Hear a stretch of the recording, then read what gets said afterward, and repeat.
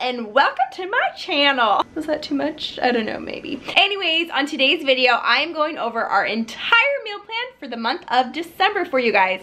And this month, I'm actually including 5 weeks. And within that 5 weeks, we are still gonna stick to our $400 budget. That includes my monthly grocery haul that will be coming at you tomorrow. And then our weekly $25 budget for fresh produce and milk. Hello. Hello. Go do your homework. If you're interested in seeing how our family is gonna survive for the next 5 weeks off of only $400 for our groceries, you're gonna wanna stay tuned.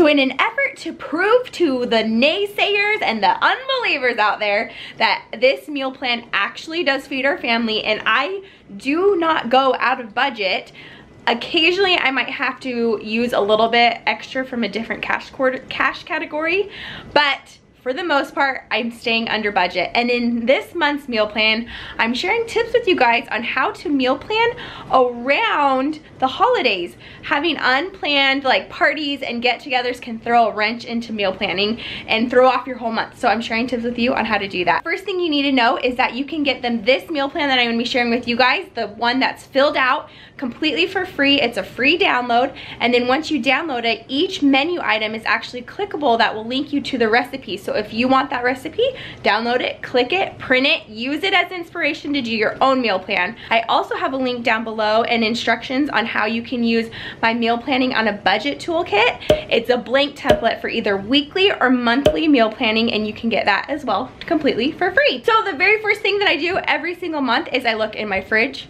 freezer, and pantry, plan my meals off of what I have in there. A lot of times I have a $40 couponing budget that I will use throughout the month if I see really good sales. That way I can take advantage of the sales and still stay within budget. I take a look at my fridge, freezer, pantry, plan my meals off of that, and then also what's on sale. So I already did that. Pretty much I already had some ground beef. I don't have any chicken. Most of our meats are either ground beef or chicken. I have a bunch of freezer meals in there, but I'm saving that for next month when hopefully we're gonna be moving into a new house, our first house ever. So excited.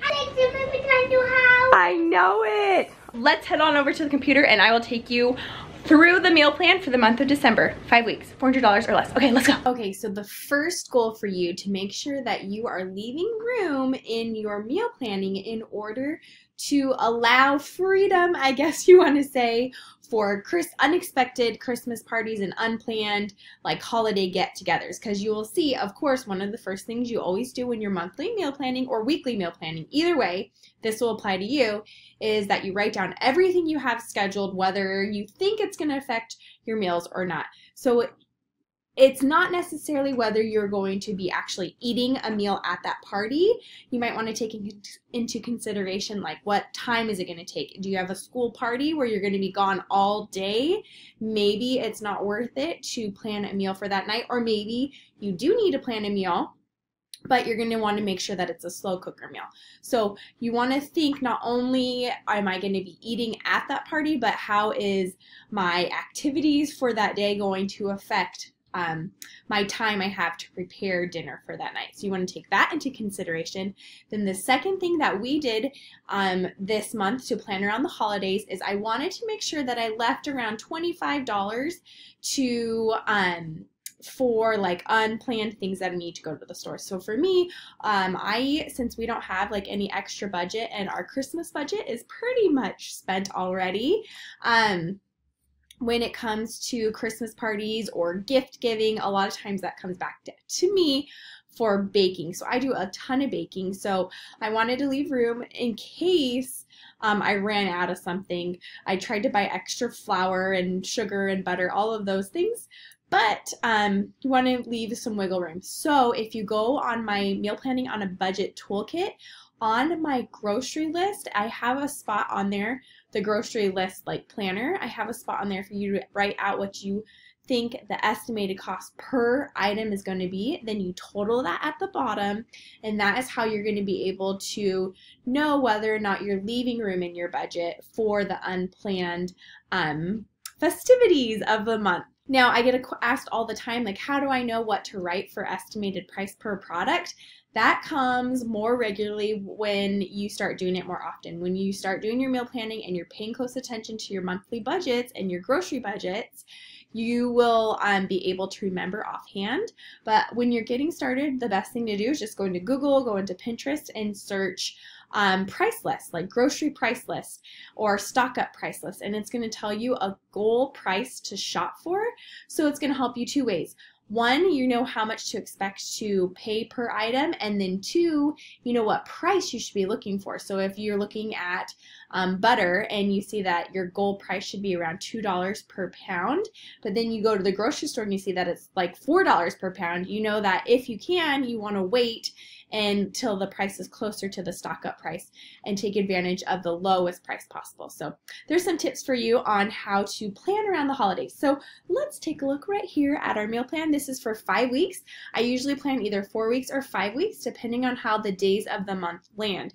So my meal plan doesn't always start on the first of the month and end on the last day of the month. It's by week. So depending on where my last meal plan ended and then where the end of the month lands. So for December it ends, let me look at my phone real quick. The 31st is on a Sunday, and I know that the first week of the month is usually super crazy, and then especially since we're going to be moving in the month of January, hallelujah, I'm so excited about that.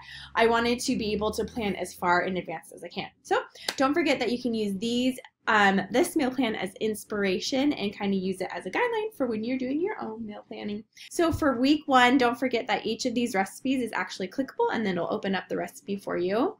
And then I always write out what fresh ingredients I'll need over here. So we're just going to do like a baked lemon fish. Just pretty much I just do fish with lemon and lemon zest on it, and then do a side veggie and rice. Super easy. Slow cooker chicken parmesan with mashed potatoes.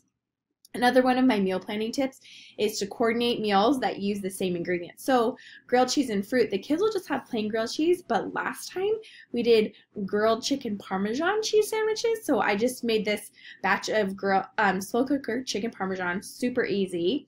Then I just took a little bit of that the next day, put it in between some bread and some cheese, and put it on our panini press. You don't need that. You could use a pan and a griddle or whatever.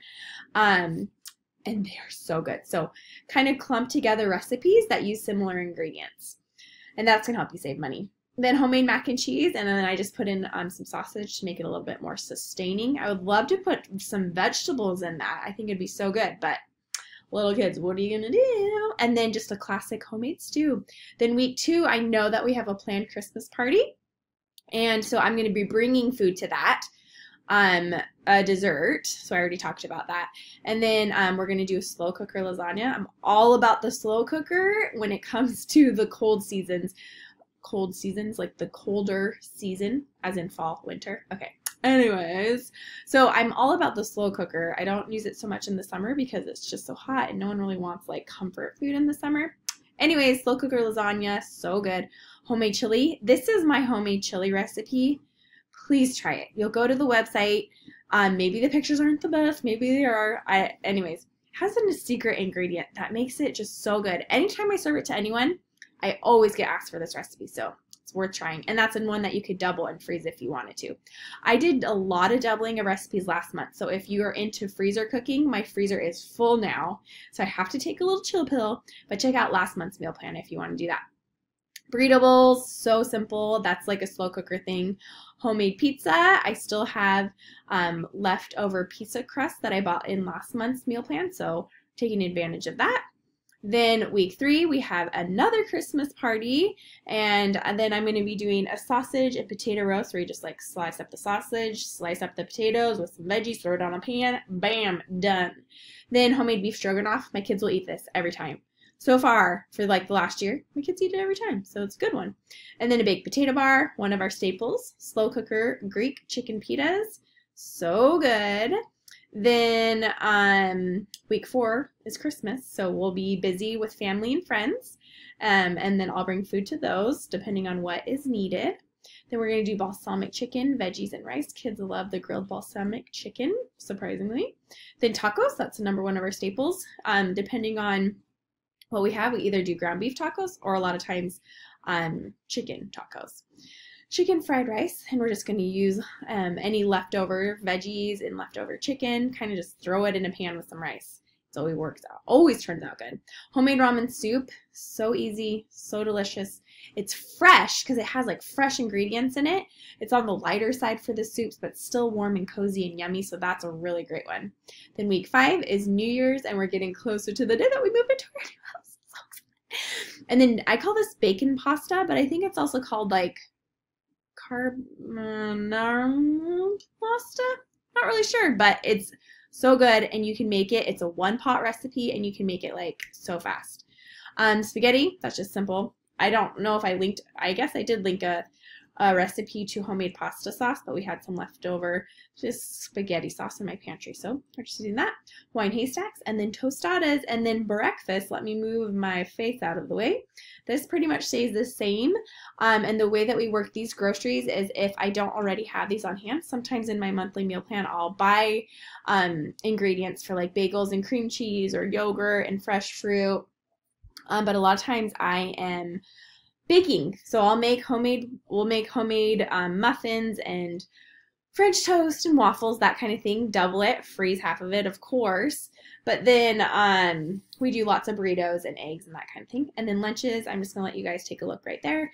It's pretty straightforward. Do homemade Lunchables. A lot of times we do chicken nuggets, homemade burritos. Leftovers is a huge thing for me and hubby. Sandwiches, you know, the typical stuff. So anyways, there's my meal plan for the month of December 2017, and it is going to be good for you guys whether you do monthly meal planning, weekly meal planning, bi-monthly meal planning is what I'm trying to say. Anyways, I want to know, what is your guys' favorite meal to make in the month of December when it's starting to actually get really chilly? It's probably starting to snow in some areas, not in San Diego, but leave that down in the comments below.